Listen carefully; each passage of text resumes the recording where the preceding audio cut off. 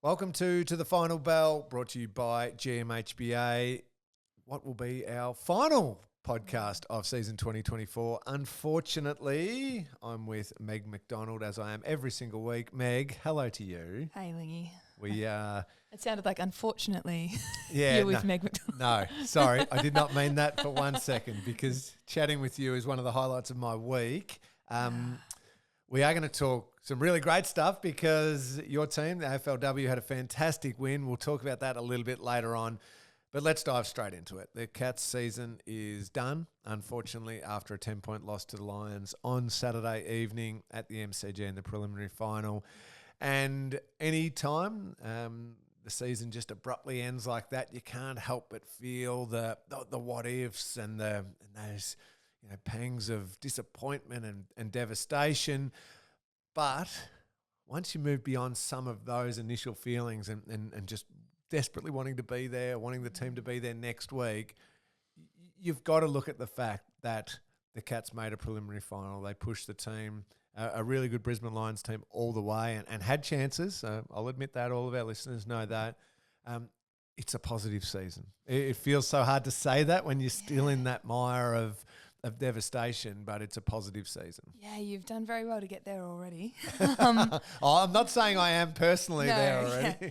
No, I mean, even in the past couple of days around the club, I think the mood is just, as you said, deeply profound disappointment, but a sense of optimism and looking forward, which I think is no doubt a hallmark of the club and this football department, is to look for the positives, as you say, and to always have a sense of what's next and what may come in the future. And no doubt, not only was it a positive year, but it was a year of renewal and evolution, despite being one of the most competitive teams in it, and as you say, having some serious opportunities to go all the way. And we look at the game, and you can't help but see how much we were in front by, the fact that we're going to halftime feeling pretty good about the way the trend of the game was going. The third quarter is called the Premiership quarter for a reason, and that's where so many of our loyal listeners right throughout the season are going to be focused in on. The Brisbane Lions do kick 5 goals for in that third term and play some brilliant football. Started opening the Cats up through the middle of the ground a little bit. It was clear that at halftime the Lions made a decision to change their style of football. They went away from just the slower, controlled kick mark and certainly had more speed on the game. And that sort of football set up a great last quarter, and then it comes down to the ability to execute and nail chances. From the game, the club, the coach, were at pains to say there's no excuses in a game, but I felt the swing really did coincide with when we lost the player who was best on ground to halftime, which was Max Holmes. The run through the middle of the ground just seemed to, in the third quarter, go from us and lit up for the Lions. Didn't it? And I remember, I think during the week, various things you listen to start in. They make a point of, as you say, the Lions kick mark game, but their execution by foot, the amount of uncontested marks that they were starting to accumulate, and not laterally, like forwards through the middle of the ground. It had an ominous feel, I think, and which is funny because, as you say, into half time, you don't get that many games, I think, where you think it starts with, oh, we should win this, oh, should, and then into the third quarter, oh no, and then it goes back the other way again. I thought that sort of the intangibles were going left, right, and centre. With we speak about the qualifying final when you've got Jezza.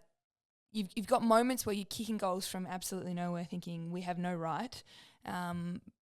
But then this game had those moments, and also the ones where you're thinking we've got to execute there because you're not going to get many second chances. No, and that was the thing. And for those who are non-Geelong fans are saying it's one of the best preliminary finals ever. Oh, are they? Yeah, I haven't re-engaged. Yep. No, I struggle to get there purely because I look at the result at the end of the day. But the twists and turns within the game. Second quarter, Brian Myers just lighting it up with one of the most magnificent soccer crosses you'll see, finished off by Ollie Henry. Then that snap that somehow floated through, which Let's give him the credit and say he meant it, but that ball was floating. He does some things with the football. So he does. Oscar McInerney goes down so painful, so brave that he even tried to come back on with that dislocated shoulder. But you think, okay, advantage Cats. This is great. Then Joe Danaher moves into the ruck and actually gave the Lions a different look. And Danaher battled well at ground level. Their forward line was more speedy, energetic, mobile. So it kind of went from advantage Cats to, hang on a second, this is advantage Lions. That run and creativity, Cam Rayner, Kai Lohman started getting going for the Lions. When Lohman's taking when they're taking, we're kicking unbelievable goals, but they're taking hangers. Absolutely, it was going each way. Yeah, and consistently through the middle, Lachie Neale's standard was excellent, 12 clearances. We had his breakout game, maybe it is, given how big a game it was, Ollie Henry stepping up and having an incredible game, kicking the 4 goals. As I mentioned, Max Holmes, until he got injured, was outstanding. 2 younger players, that next generation of Cats, clearly handling the big stage really well. Yeah, Ollie was unbelievable, wasn't he? Particularly when I think he missed one early. Is that right? Yeah, missed the he did. Shot. Yep, he would have been disappointed with that one. That was a bad miss. But then to steal his mind and say, okay, that's gone, push that aside, and still have an outstanding game. Kick some of the hardest goals. I mean, were they 4 snaps, 3 snaps and is that shot? I mean, let me think. 3 snaps and a soccer on the line. No, incredible game from Ollie. I think he had 10 score involvements as well. Is that right? Yes, that's correct. Check the notes. He announced himself. I mean, it would have been, as we sort of said off air, how the storylines change when with a win or a loss. Is that his defining game? He's arrived on the big stage, and there was a moment, in the fourth quarter that would have gone down in Cats history where we to have won. Yeah, the moment you're referring to is what. I still think it is one of the best tackles you'll ever see, but the fact it doesn't end in a Cats win means we're not talking about it for generations to come. But Tom Stewart nails a tackle where he kind of had no right to nail the tackle given the angle and momentum that Zach Bailey had. He was through and he was probably running into an open goal and saying thank you very much. Stewart nails that tackle. We go down the other end of the ground. Ollie Henry kicks the goal. The entire professionalism of me being on radio at the time went out the window, and I was fist pumping, jumping up and down, and all silently. I wasn't saying a word, but very happy. But unfortunately, like that, Brisbane just went bang bang, didn't they? I feel like we got hands on the footy and those two centre bounces afterwards, but they intercepted or they got the smother in on Axe, and I think it was 2:42 to go when we hit the front and 2:12 to go when we were back behind again. And for producer Jakey and myself, we were on the way back from the Gold Coast, so we'd paid for the Wi-Fi on the plane. We're watching it as we go to baggage claim. We arrive at baggage claim, we hit the front, everyone's up and about, and by the time we had all our luggage, we'd lost the prelim. So the highs and the lows. The different ways you watch the game of footy, crazy. Another player who I didn't mention, I just want to get some of the just outstanding efforts mentioned. I thought Grime Myers was how good was he? Terrific all night. I mean, obviously, I touched on the goal and the soccer assist, but his game again he's now tipping into the more experienced player, but still on the younger side of things. He's still like south of 25, I think. Yeah, I think you're right. 24. It's again seeing him play like that in a big game is. I'm trying to be the glass half full type of person, Meg, and searching for the future. I think when you start talking about players who can handle a game as big and intense as that in a really good way, it hopefully augurs well for the future. Yeah, absolutely. It wasn't Ollie Dempsey's biggest game, but he kicks a vital goal from a really tight angle. Yeah, there are positive stories all over the place, and hopefully listeners are ready for those already. Yeah, if you're not, it's all right, because deep down inside, it is still that devastation. I had to, I called the game for radio, but Dodsey and the kids went up to the game, and we were all travelling back together in the same car. Let's just say I turned into psychologist / counsellor / crying stopper on the way home from my 3 crying kids. Stopper. I I was very gentle with him. I understood because most of the crying was being done by me driving home. But it was, I felt the devastation like we. Oh, yeah, it was funny. I was reflecting on the sense of devastation, and even I was like, imagine losing by that much in a prelim. And then I thought to myself, you lost by 4 points in a prelim last year. But the sense of control and ownership is so much different. And as a spectator, when you've got absolutely no way of processing it or no ownership over it, it's really tough. It's really tough. Yeah, different when you're in them. It is, and hopefully it was different for the guys. I do agree with that. Each week we talk about the Bendigo Bank Meet the Moments. I think we've mentioned them. We've spoiler alerted We have. them. I've just checked my notes and realised I've already gave them a mention. But if you want to have your say on one of the nominees, obviously the Brian Myers soccer across the goal, phenomenal. I think Jared Waitley called it. He did say, made the little comment. Who compared him to Lionel Messi? Yeah. In reference to it's all worth it in the end, Jared. And of course the Tom Stewart tackle. And I think Alison Nicholson said straight into the back of the net, which I loved as well. Yeah, it was a great call. Some great calls on that one. But if you want to vote for the Tommy Stewart tackle or the Brian Myers little cross, please do so. Any of the social media channels are on the website. I want to take a break because then I want to talk about the AFLW and the terrific game you had, but also maybe look at the season as a whole and with the Carji Greaves medal coming up and everything like that. But before we do, within the game, a lot of our listeners and I think a lot of footy people in general are naturally going to, when you don't win, you want to be a Monday morning quarterback and say, oh, hey, that should have done that, should have done this. What about that move? So the couple of, and I'm going to try and get through these as succinctly as I can, as sensitively as I can, because I hate the hindsight being 20/20 sort of thing. Max Holmes and the injury, which potentially would have been heartbreaking, maybe, as the if the Cats had made it through to the grand final, and it almost in the MCG, everyone was thinking, oh, that can't be happening again. Yeah. Surely we don't have any more information on that, whether it was a full hammy. I'm sure the club will come out and do it as part of their natural news that they get out there.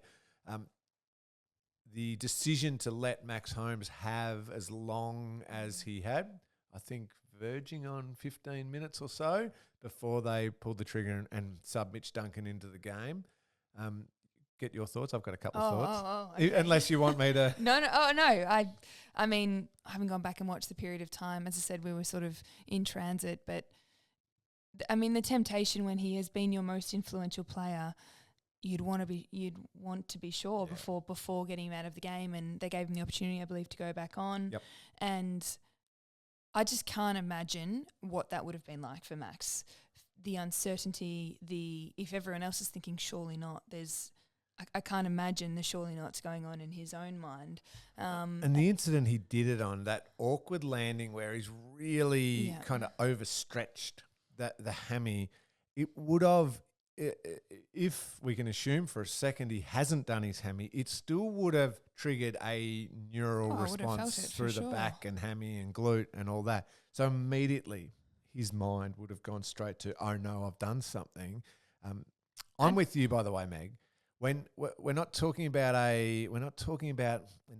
this isn't going to try. I'm not being disrespectful to any other player. We're not talking about someone who's, kind of important, but Mitch Duncan could be, that's fine. That swap can be made. We're talking about the player who's best on ground. Yeah. And I would now say, as we move into a different phase of the Cats midfield, probably the most important Cats midfielder in the entire team, you have to give him an extra. Say you were going to take 8 minutes to make a decision anyway, you take the extra 6 or 7 minutes because it's Max Holmes and because he is crucial to everything you do. So if that blows to 14 or 15 minutes and you put him on as a bit of a test and then you take him off and then you make the sub, I'm fine with that given who was involved and the fact they had to give him a chance. Yeah, I completely agree. It's devastating nonetheless. I mean, whether or not we win or lose the game, for that experience to have happened for Max, who now, no matter what, when he goes into his next season, that he's always sort of had that moment, and hope he can, find a lot of confidence in his rehab if that's what he goes through, and play in a granny one day. I'm sure he will. He's young and he's, as you say, one of the emerging best midfielders in the comp. So Agreed. I just wanted to get that on the record. I don't think the length of time to make the decision around the sub cost us the game. I think Max Holmes getting injured certainly impacted our ability to win the game, but it was more than that. Beyond that, just wanted to put that one out there. Hey, let's take a break because I'd love to talk about. Maybe we move to something more positive. Talk about your fantastic win on the weekend, but also then the season as a whole, which ties into the preliminary final and the lessons learnt and the players that were exposed to that as the team aims to move forward and hopefully go a couple of steps better into season 2025. We'll be back soon. GMHBA is Geelong's own not-for-profit health insurer who has been caring for the Geelong community for 90 years and is a proud sponsor of the mighty Geelong Cats. Welcome back. It is great to have you with us on To the Final Bell. We are proudly presented by GMHBA. Big thanks to the whole team at GMHBA who've helped us bring you the podcast every single week. Hey, before we get to the AFLW, Meg, a couple more players from the game, the preliminary final, we just wanted to shout out. Over the break, we realised we hadn't spoken about plenty of people. And first of all, Zach Guthrie, I thought was excellent. Again, his standards. The ball. He marked that ball. Anyway. He marked the ball, or if it was determined to not be marked, it was an arm chop. Yeah. Which, I mean, just deep breath. Only because it was a momentum-changing moment in the game. But maybe even more so, can we just have a revel in the marvelry that is, I don't even know, marvelry is not a word. Go with it. Lawson Humphreys. Does somebody want to just sit him down and tell him he's in his 11th game of footy? It's a prelim final. You're not supposed to look that composed. And no. He was brilliant, I thought. He was brilliant. Even, I mean, his ball use is lauded, as it should be. The composure is and the execution, but the ability to stand up in the tackle under the heat to nail his own tackles. Yes. A couple of times they had momentum moving through and I thought, oh no, that's you immediately think a first year player in a game like that against seasoned bodies. It's not a massive body. No, that's going to be broken. No, nailed it. Respect. Yeah, a lot of respect. It's so exciting about what he is going to become. I mean, he already is. He just displayed that in a preliminary final, but he's only going to get better for that. But thought we'd better shout those two players out as well. It was remiss of us not to mention them. Let's move to the other game that took place on Saturday before we get to maybe a bit of a season overview ahead of the Carji Greaves medal night. The AFLW. Yes.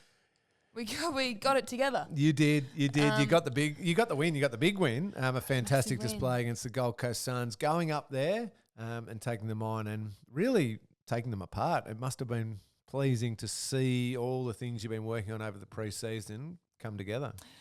No, very well said. That's exactly right. I think we obviously felt that the first 2 weeks of the season were getting there. The sort of our brand football we played, what have been recognised as two of the long-standing benchmark teams in the comp, and came away with 2 points, lost by 2 points, came away with a draw, and then a really poor performance last week. And you don't want to play on emotion and response and that sort of thing, but it was nonetheless good to have a response. It was, in all honesty, really good to go up and play in 27-degree still weather, which I think certainly helps our game. We are able to get the ball from inside out and transition the ball really, really well. And it certainly doesn't hurt. Doesn't hurt. That's the word I'm looking for. That's the one. I'm on a 5-day break, everyone. It's okay.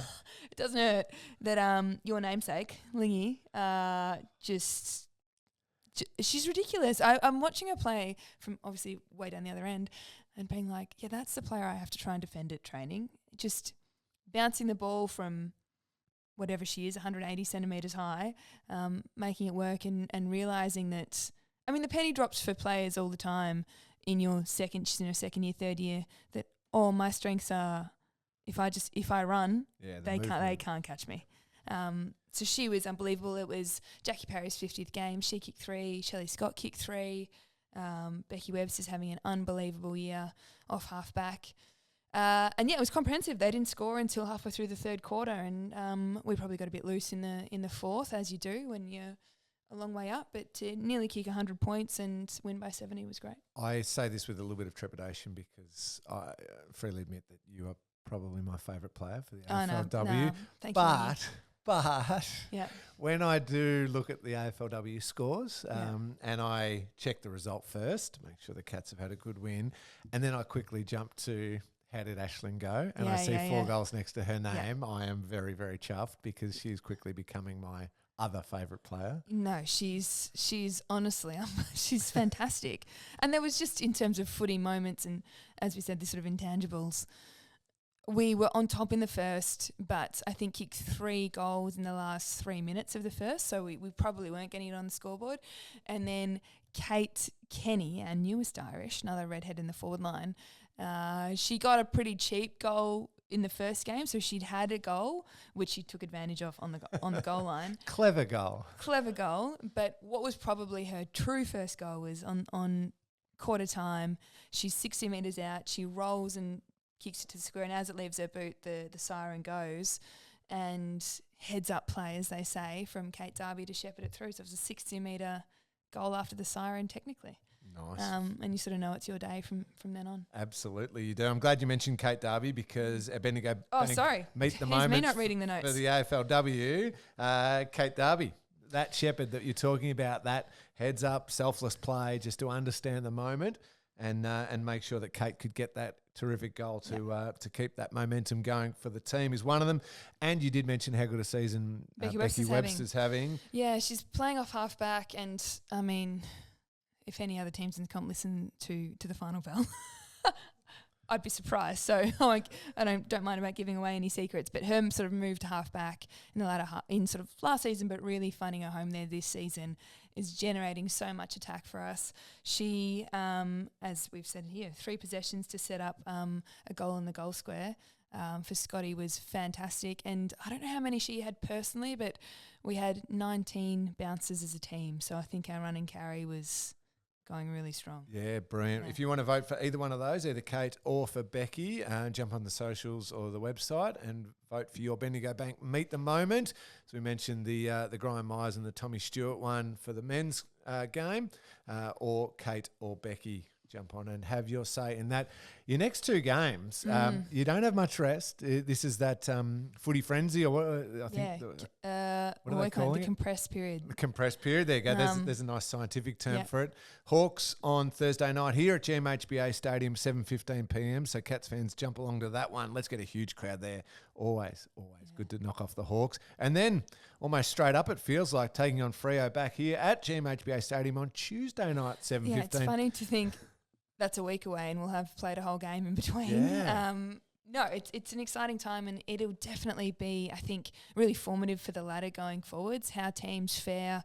You know, we've only got 30 players on our AFLW list, so to play so much footy in a short period of time will certainly test resilience and depth and efficiency. So hopefully we've set ourselves up to be strong during that period, and plenty of chance to come and watch the highlights reel that is Aisling Maloney live at GMHBA. It would have been lovely if that was Thursday night before the grand final eve holiday if we were playing in it, but that's okay. That's okay. Come along anyway. Tickets are available, so grab those to watch both those games here at GMHBA Stadium. Just so before we get off the topic of AFLW, Georgie, any Oh, update? yeah, Georgie.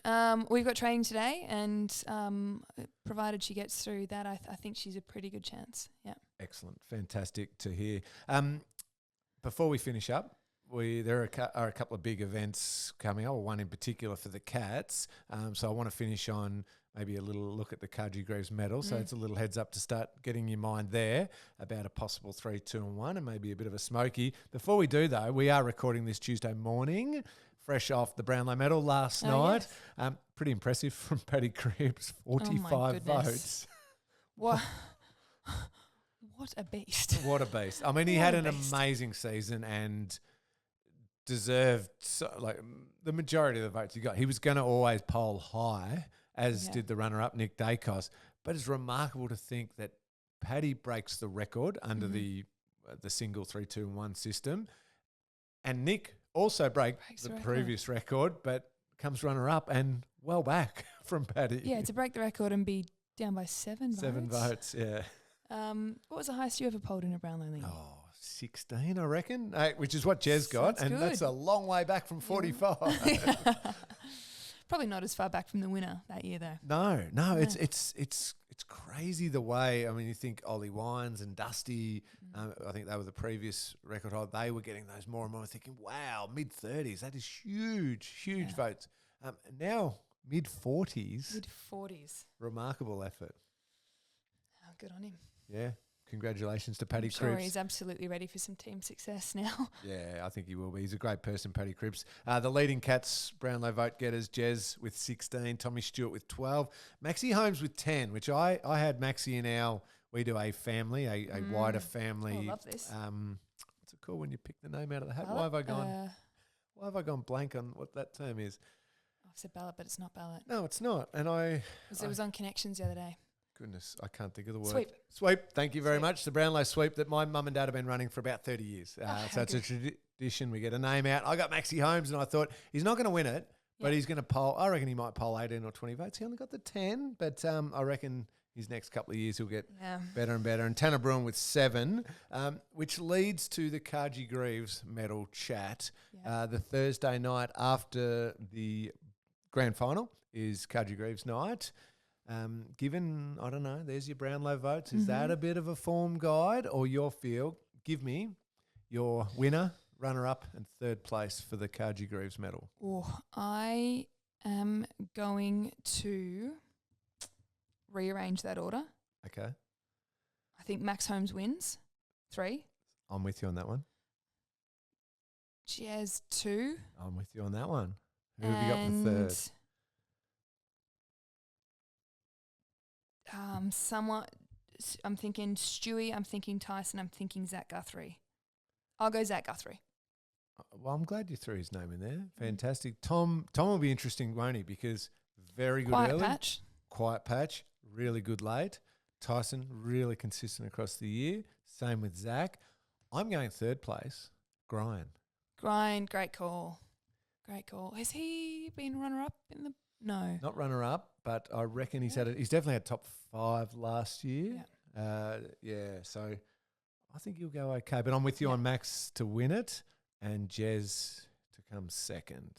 I think Jez similar. Jez will get out of the blocks, quieter patch, and then just storm home. I think in the big play, I mean, I'll have to check how the men's voting system works. I forget each year, but if you're kicking bags, you're maximising your votes on those sort of games. Now, it has changed and evolved certainly since my time, but there was always almost say they've played, how many games have they played? 25 games. They take your top 22 or 23 games. Like they drop a game. You can drop a couple of games. So that means when you're managing a list and the player goes out, he's not disadvantaged by not being in there. Have you got maybe a smoky or a surprise one doesn't win it, given what we probably think Max or Jez are the likely 1-2. Have you got a smoky who might storm home and actually pinch a third or a fourth or a fifth? That's a little bit out of the blue. Storm home.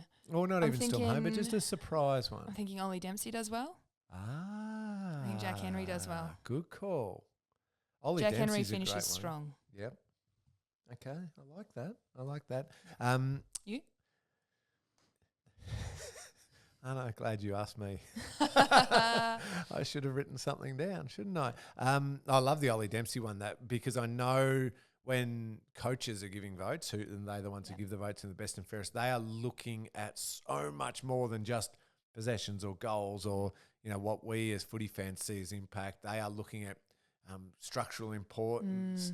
Even at times seeing Ollie Dempsey appear in the defensive goal square and then all of a sudden, however, a little bit later, and it's probably how he got his goal on the weekend, appearing pretty much in the attacking goal square. That off-ball running, so crucial to what others are doing inside. Coaches are seeing that, and coaches will give votes based on that as well as having the ball in hand. So Ollie's a great call. Ollie Henry was leading our goals kicked for a number of weeks early.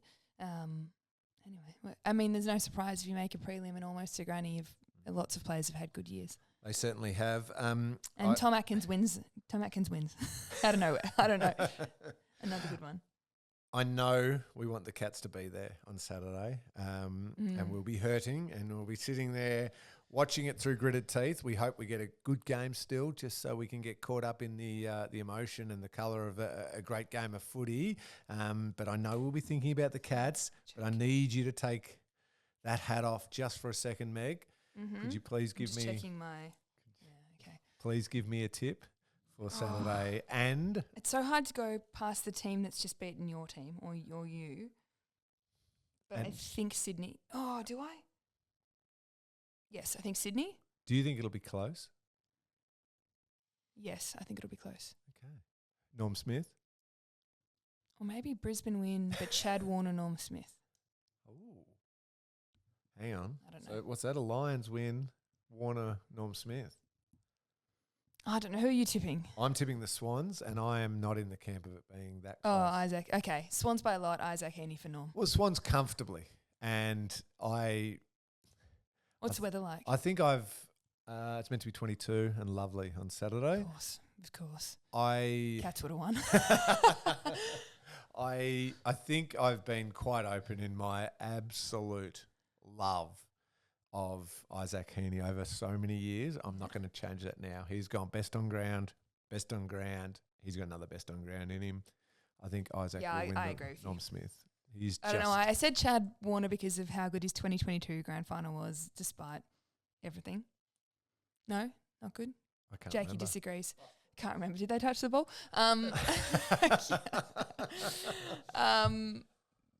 But yeah, he's been strong in fourth quarters. No, but Isaac's a joke, isn't he? Oh, he's just a joy to watch, that guy. In the air, on the ground, goals, impact, everything. I love him. So I think the Swans will win. I think Heaney will win the Norm Smith medal. Meg, that does us. Not just for this podcast, but for season 2024. I know that the season rolls on with the AFLW. However, I'm sure all our listeners would be listening to the AFLW podcast anyway. Absolutely. Get on the girls. How about we'll come back if we make a granny? You and I will make an appearance. Oh, please. I'd love to Great. be. I'd love to be on there. She says from 12th or 13th in the ladder. On the ladder. No, I love the sound of that. Thank you so much for the year. It's been brilliant. Thank you to all of our listeners. Thank you to Jakey, who's produced. I knew Jakey. And more often than not, Meg and I have constantly basically asked him live on air, is that correct? Can you check something that we possibly should have corrected before we came on air? Thank you, Jakey, for all your hard work. Thank you to our listeners. The Cats will be back in a big, big way in 2025. The men's I'm talking about here. That the youth that had exposure to top-level footy, top-level finals footy and stood up makes me excited about what the future holds. I know we're going to transition. I know that there's so many players who we've loved for so long who aren't going to be there. And big shout-out Tom Hawkins and Zach Tui in particular. Absolutely. I mean, it's when you don't know it was your last game, but that's an awful position to be in. But legends, absolute legends. But you know what? I think there's a few young guys running around who showed on Saturday night that if you and I are still doing this, Meg, in 10, 12, 15 years' time, we will be talking about them, hopefully in the same way that we're talking about Tom Hawkins and Zach Tui. The club is in really, really good hands, and obviously the big part of it is you, the supporters, the members, and our loyal listeners right throughout the season. So keep that support up. We will hopefully be back next year, but most importantly, good luck to you for the remainder of your season, and I'm going to hold you to that promise. If you're in a grand final, you and I are coming on. All the best. Thanks for listening.